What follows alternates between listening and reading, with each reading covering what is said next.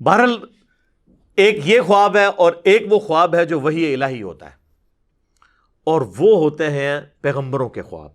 غیر پیغمبر کا بھی ہو سکتا ہے، وہ بخاری مسلم میں حدیث ہے کہ خواب یا اللہ کی طرف سے ہوگا یا شیطان کی طرف سے یا نفس کی طرف سے۔ اور یہ بھی حدیث ہے بخاری اور مسلم دونوں میں کہ خواب نبوت کا 46واں حصہ ہے، یعنی غائب کی خبروں کا 46واں حصہ ہے۔ اور صحیح بخاری میں حدیث موجود ہے کہ میری وفات کے بعد اب غائب کی خبروں سے صرف خواب والی جو ڈومین ہے یہ باقی رہ گئی ہے۔ اور وہ بھی ساتھ فرمایا جو نیک خواب ہیں اللہ تعالیٰ دکھائے گا، مبشرات باقی ہیں اور وہ نیک خواب۔ البتہ بخاری اور مسلم میں جو یہ ہے نا نبوت کا 46واں حصہ ہے، یہ غیر انبیاء کے لیے بھی خواب آ سکتا ہے، لیکن جب نبی کو خواب آتا ہے نا اس میں شیطان کی دخل نہیں ہوتی۔ سورہ الصافات کی آیت نمبر 103 102 103 کے اندر حضرت ابراہیم علیہ السلام کو خواب میں اللہ تعالیٰ نے حکم دیا تھا اپنے بیٹے کی قربانی کا۔ یہ تو بہت بڑا ایک ڈیسیژن تھا نا، ایک بندہ مارنا ہے آپ نے، تو وہ خواب وہی الہی تھا اور وہ ایگزیکیوٹ کرنے پہنچ گئے، وہ تو پھر اللہ تعالیٰ نے اس کے بدلے میں ایک فدیہ نازل فرما دیا۔ تو یہ اس بات کا ثبوت ہے کہ نبی کو جب خواب آئے اس میں شیطان کی دخل نہیں ہوتی۔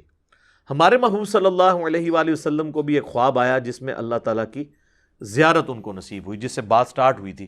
وہ خواب صحیح سند کے ساتھ مسند امام احمد میں ہے، جامعہ ترمذی میں ہے۔ امام ترمذی نے اس حدیث کو حسن صحیح کہا۔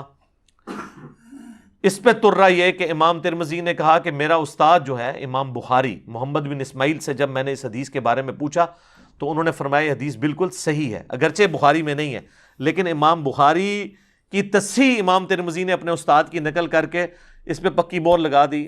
اس حدیث کو مسند احمد کی تحکیم کرنے والے شعیب ارنوت رحمۃ اللہ علیہ نے بھی صحیح کہا، ترمذی کی تحکیم کرنے والے شیخ البانی اور شیخ زبیلی زئی نے بھی اس کو صحیح کہا، یعنی امت نے اس کو ایکسیپٹ کیا۔ اور یہ حدیث مشکات کے اندر آپ کو شروع میں مل جائے گی، کتاب المساجد چیپٹر میں، نماز پڑھنے کے مقامات والے چیپٹر میں، کیونکہ اس حوالے سے بھی اس میں ایک ذکر موجود ہے۔ 748 نمبر ہے جی مشکات میں اس کا، اور ترمذی میں ہے 3235۔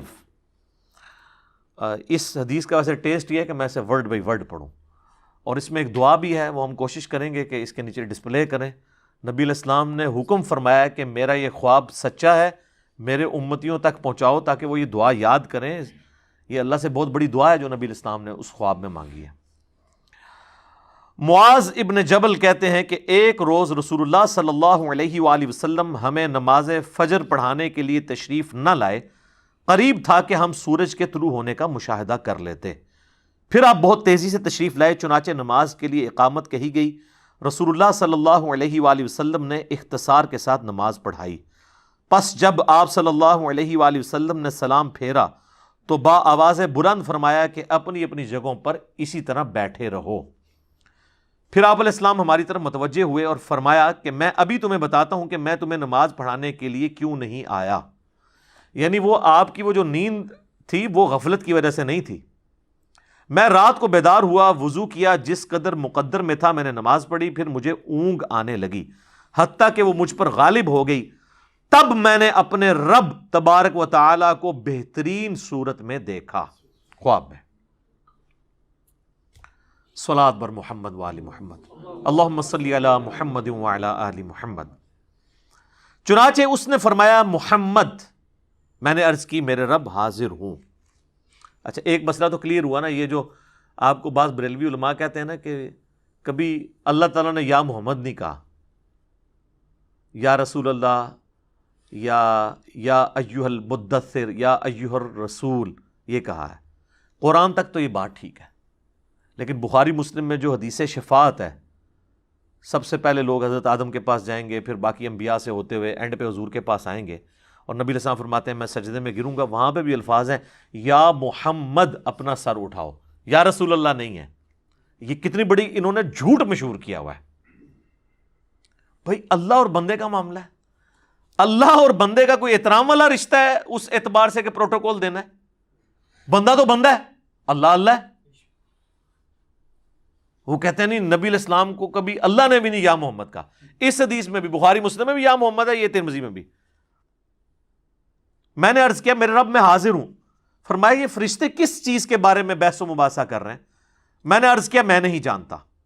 اللہ تعالیٰ نے 3 مرتبہ ایسے ہی فرمایا، یعنی بار بار مجھ سے پوچھا.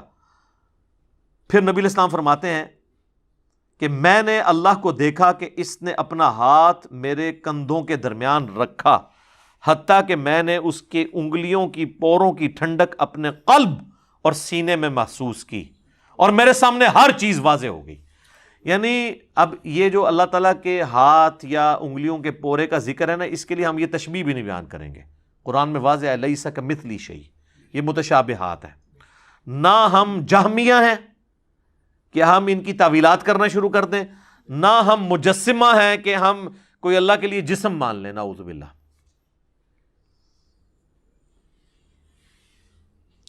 اور یعنی اس کی برکت سے پھر ہر چیز کہتے ہیں مجھے واضح ہوگی اور میں نے پہچان لی. پھر میرے رب نے مجھ سے فرمایا محمد، میں نے عرض کی میرے رب میں حاضر ہوں. یہ مقرر فرشتے کس چیز کے بارے میں بحث و مباحثہ کر رہے ہیں؟ میں نے عرض کیا کہ گناہ مٹا دینے والے اعمال کے بارے میں. اللہ نے پوچھا وہ کیا ہیں؟ اب سکھایا اللہ نے خود ہی ہے، لیکن یہ اصل میں تربیت ہو رہی ہے. میں نے عرض کیا باجماعت نماز پڑھنے کے لیے چل کر جانا. یہ آپ نے ذرا مال نوٹ کر رہے ہیں. نماز کے بعد مسجد میں ہی بیٹھے رہنا، اور ناگواری کے باوجود اچھی طرح مکمل وضو کرنا. 3 اعمال. پھر وہ کس چیز کے بارے میں بحث کر رہے ہیں؟ میں نے عرض کیا درجات کے بارے میں. فرمایا وہ کیا ہے؟ میں نے عرض کیا کھانا کھلانا، نرمی سے بات کرنا، اور جب لوگ سو رہے ہوں تو نماز تہجد پڑھنا. یہ درجات کی بلندی کا سبب ہے. اور جو پہلے 3 اعمال تھے وہ گناہوں کے مٹانے والے 3 اعمال ہیں. اچھا، آج نبی علیہ السلام فرماتے ہیں کہ اللہ تعالیٰ نے پھر مجھ سے فرمایا کہ اے محمد کچھ مانگنا ہے تو مجھ سے مانگ لو. اب نبی علیہ السلام نے اسی وقت ایک دعا، وہ اللہ نے ان کو تعلیم کی یا فی البدی زبان پہ آئی خواب کی حالت میں، تو وہ جو باتیں ڈسکس ہو رہی تھی نا، نیک اعمال، گناہوں کو مٹا دینے والے اعمال، درجات کے بلندی والے، تو نبی علیہ السلام کہتے ہیں جب مجھے اللہ نے کہا نا کہ مانگ لے کچھ مجھ سے مانگنا ہے، تو میں نے پھر یہ دعا مانگی. وہ ہے دعا جناب، اللہم انی اسألک فعل الخیرات وترک المنکرات وحب المساکین وان تغفر لی وترحمنی واذا اردت فتنة فی قوم فتوفنی غیر مفتون. اسألک حبک وحب من یحبک وحب عملی یقربنی الی حبک. یہ دعا کہتے ہیں میں نے جب مانگی، اس کا ترجمہ میں بعد میں بتاتا ہوں، تو رسول اللہ فرماتے ہیں صلی اللہ علیہ وآلہ وسلم میرا یہ خواب حق ہے، اسے یاد کر لو اور اسے دوسروں تک پہنچاؤ. امام ترمذی فرماتے ہیں حدیث حسن صحیح ہے، اور میں نے محمد بن اسماعیل بخاری سے اس حدیث کے متعلق پوچھا تو انہوں نے فرمایا یہ حدیث صحیح ہے. اب یہ ہے اصل میں وہ دعا جو آپ کو یاد کرنی چاہیے. اللہ کا شکر ہے میں نے تو 1994 میں یاد کی تھی، جب مجھے پہلی دفعہ یہ پتہ چلی، جب میں FSC میں پڑھتا تھا. تو نماز کے تشہد میں اسے پڑھیں اس دعا کو، کیونکہ بخاری مسلم میں حدیث ہے جب درود شریف پڑھ چکو تشہد میں، اس کے بعد جو چاہو اپنے رب سے مانگو. تو آپ یہ مانگیں کہ اللہم انی اسألک فعل الخیرات، اے اللہ میں تجھ سے سوال کرتا ہوں ہر طرح کے نیک کام کرنے کا، وترک المنکرات، اور ہر برے کام کو چھوڑ دینے کا، وحب المساکین، اور مسکینوں سے محبت کرنے کا. وہی باتیں جو وہ ڈسکشن ہو رہی تھی. وَأَن تَغْفِرَ لِي وَتَرْحَمَنِي، اور یہ کہ تو مجھے بخش دے اور مجھ پر رحم فرما. وَإِذَا أَرَدْتَ فِتْنَةَ فِي قَوْمٍ فَتَوَفَّنِي غَيْرَ مَفْتُونٍ، اور جب تو ارادہ کرے کسی قوم کو آزمائش میں ڈالنے کا تو اے اللہ مجھے اس آزمائش سے بچا کے رکھنا. اسألک حبک، اے اللہ میں تجھ سے تیری محبت کا سوال کرتا ہوں. وحب من یحبک، اور ہر اس شخصیت کی محبت کا سوال کرتا ہوں جس سے تو محبت کرتا ہے.